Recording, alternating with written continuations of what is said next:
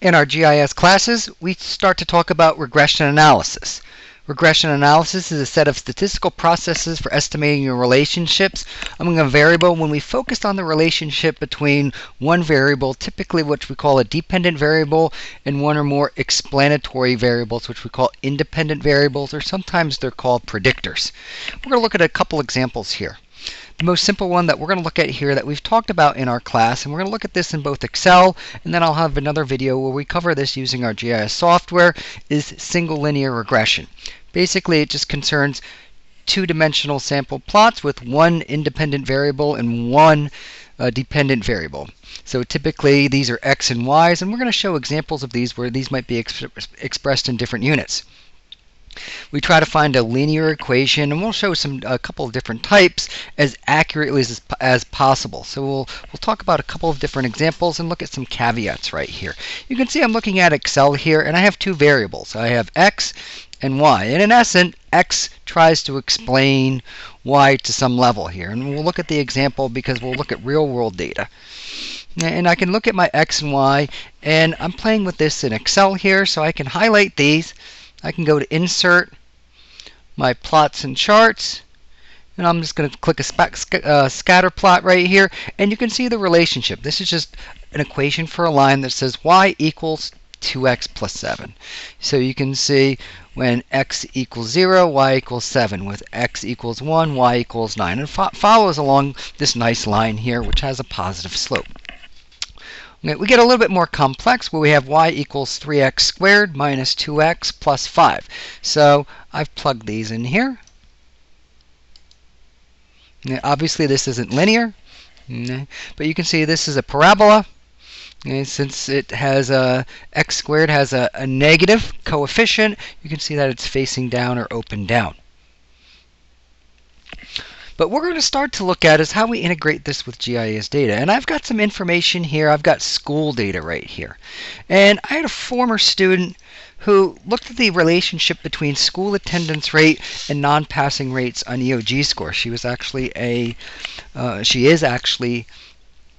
a middle school teacher, and she wanted to see if there was a relationship between these. So we're going to use the data that she had these for Durham County, middle schools in Durham County. So this is a nice map here of our school attendance rates. This is just a graduated symbol map.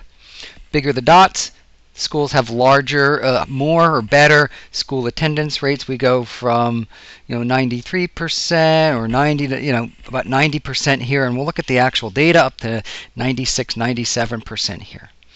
Okay, so these are the school attendance rates. So the bigger the dots have, the better school attendance.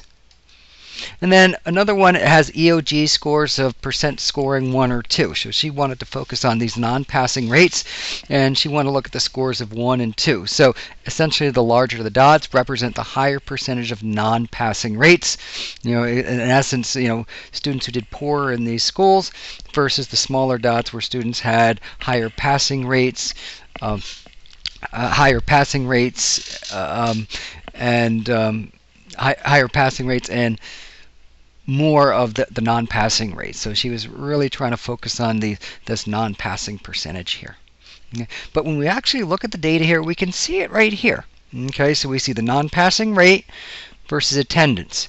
And I can make a scatter plot of this right here. Okay, so what I did before was I went to Insert Charts. I'm going to hit Control Z. Okay, but I went to my charts. I went down to scatter plots right here, and I made the map. And I went and changed the axis a little bit right here, so I can select the data. I can format the plot area, and all these other things here. So I can change these numbers. So I can look at this plot right here.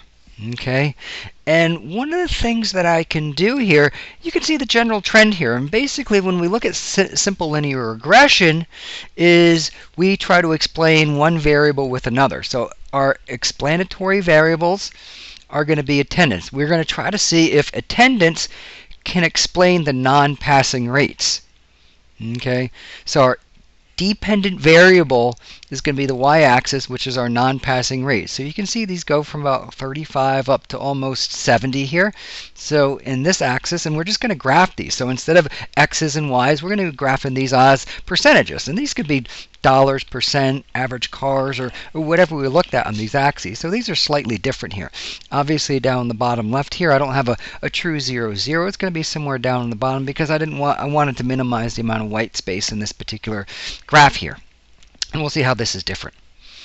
Okay, so, but the general trend is as the attendance rate increases, the non-passing rate decreases. So you can see this general trend right here.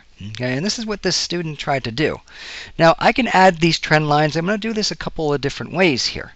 Okay, I'm going to click on one of these, all these points, and I can right mouse click and click Add Trend Line. Okay, so I can click on Add Trend Line, and I can click on this. I can actually see this line here. Yeah, this is the line of best fit. There's a number of different ways we can actually calculate this line. I've talked about some of these in classes. One of the ways OLS, ordinary least squares method, to basically determine the slope and the y-intercept for this particular line. Obviously, looking at this equation, you can see it has a negative slope. So as attendance increases, non-passing rates decrease. Now over here in Excel, and you might have to highlight this or open this up, I can set the intercept, which I don't want to do, but I can click on Display Equation on Chart and display R squared. Okay, so I can see these numbers over here, and this says y equals negative 2.651x plus 305. So negative 2.651 is the slope, and the y-intercept is 305. Okay, and the r squared is equal to 0.6728. So remember what we talked about with this r squared value. So in essence, about 67% of the variation in these non-passing scores can be explained via attendance. And these r squared scores go from 0 all the way up to 1. In essence, if our r squared scores were equal to 1, we could perfectly predict our non-passing rate via attendance. But we know there's other factors that are going to help predict this. Okay, we can look at one here which has a relatively higher, what we call residual here, this higher distance. So we talk about residuals, and I'm going to open this up in Excel a little bit and play with this in Excel when I run the regression tools. But we can see what this equation looks like. So if I know the attendance rate is 93, I can plug 93 in here to get a predicted non-passing rate if I wanted to. But we know in reality they're not going to fall nice and neatly on these lines based on these equations here. So basically this r squared tells us how well this fits this line. Okay, and a 0.67 is pretty good. Now I can reinforce some of these relationships by going to my regression tools analysis and looking at these a little bit further. Okay, so I'm going to click on data, and I'm going to click on data analysis. We've played with some of these data analysis tools, but I'm going to click on regression. Okay, and for now, and for the most part, we're just going to be looking at linear regression. There's multiple regression. Examples of multiple regressions are we have multiple variables to try to explain a single variable. Okay, so we have variables both x and y, where we might look at, all right, attendance and something else to explain non-passing rates. Because when we look at the equation, it's just y equals mx plus b. We can also have polynomial equations here, and if we looked at that add trend line, we can actually fit it to a curve, like a polynomial, like y equals ax squared plus bx plus c. I can fit it to an exponential, like y equals a times e to the bx power. Okay. This is going to be very simple linear regression where one variable explains the other. You typically want more you want better statistical software than Excel in order to do some of this multiple linear regression in order to do this, or some of this more complex analysis. Okay, so but we're going to do regression here. My input, okay, is going to be my y. It's going to be my non-passing rate. My x is going to be attendance. So we're going to see how well x can explain y. I have some labels, confidence. I'm going to click on residuals because, like I mentioned before, and we've talked about in class, residuals measure how far we all are off this line. So you can see this point right here has very high attendance, but also high non-passing rates. But what I'm going to do is click OK. And you can see what I have right here. Okay? To me, the most important things that we have here, I've got this x variable. This tells me the slope. This tells me that there is a negative relationship with this. Okay, and you notice here when I look at this school data and I see y equals negative 2.651x plus 305.98, we can get these values right here.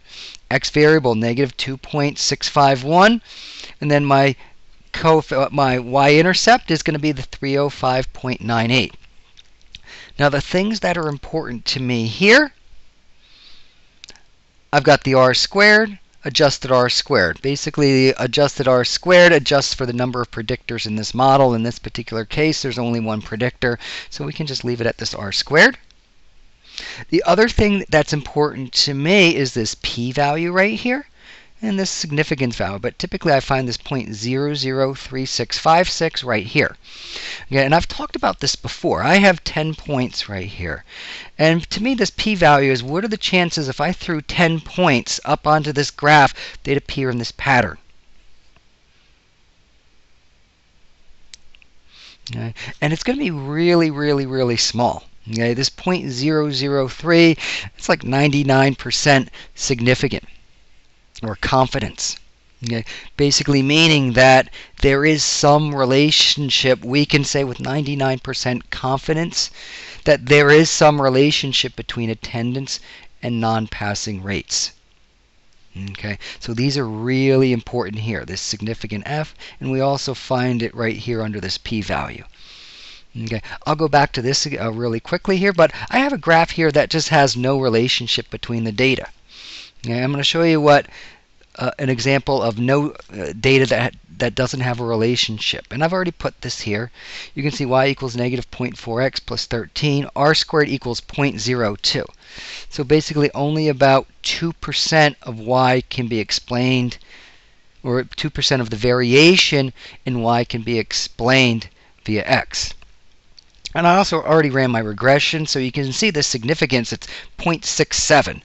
So this 0.67 basically says that there's about a 67% chance, okay, that this is just the result of random chance. Okay, so, and like we talked about with our two-tailed t-tests, the lower the number, the more apt we are to reject the null hypothesis.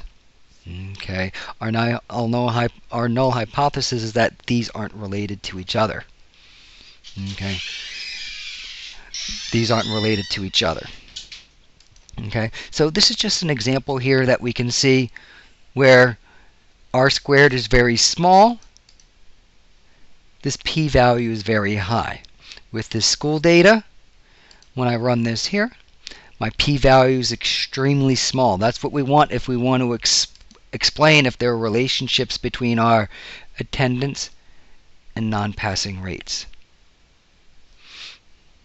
Okay. So in conclusion, we've got a lot of interesting data with simple linear regression. This is a very simple example where we mapped this data already, and then we wanted to see if there was a relationship between two of these points. And sometimes these are difficult to conceptualize within the context of GIS.